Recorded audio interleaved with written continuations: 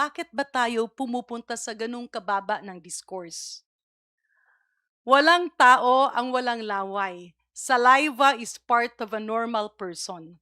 At kapag medyo nadidehydrate ka, or ikaw ay umiinom ng maintenance medications, kaakibat nito ay talagang medyo nagkakaroon ng dryness at kasama dyan yung saliva.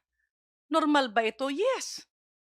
So, why focus on that? May nakita pa nga ako, no? I believe kaibigan ko rin ito at parang tila spokesperson nga nung defense panel. I'm not sure kung ano yung if the spokesperson siya. Pero nagulat ako nung sabihin niya physiologically, medically, scientifically, ang laway daw at ang sipon ay simbolo ng mga taong nagsisinungaling.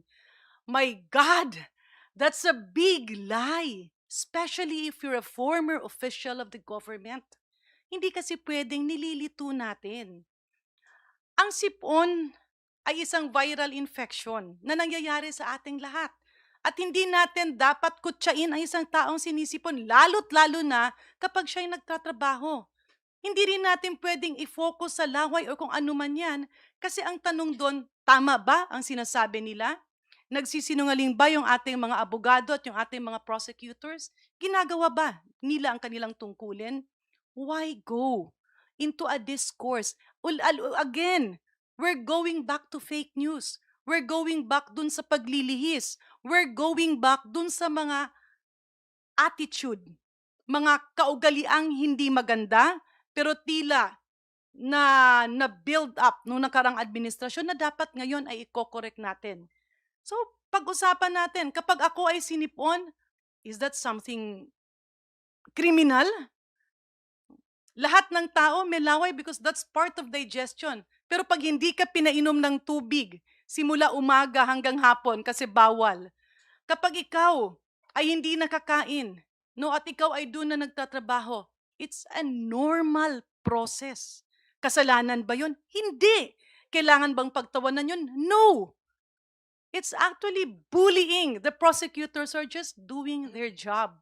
Ngayon, dapat tuldukan yan at ibalik natin sino ba ang totoong nagsisinungaling. Yung nagsisinungaling, yung pinapalabas na kasinungalingan ang naging cause ng sipon. Never in the history of the medical community has colds or sipon been a cause of lying. Kaya ibalik natin. Sa katotohanan lang po tayo, wag po nating ilihis. Andyan na yung impeachment court. Ipagpatuloy, tuldukan at sagutin ang mga dapat sagutin. Huwag ilihis. Let us avoid personal attacks. Let us focus on the issue at hand.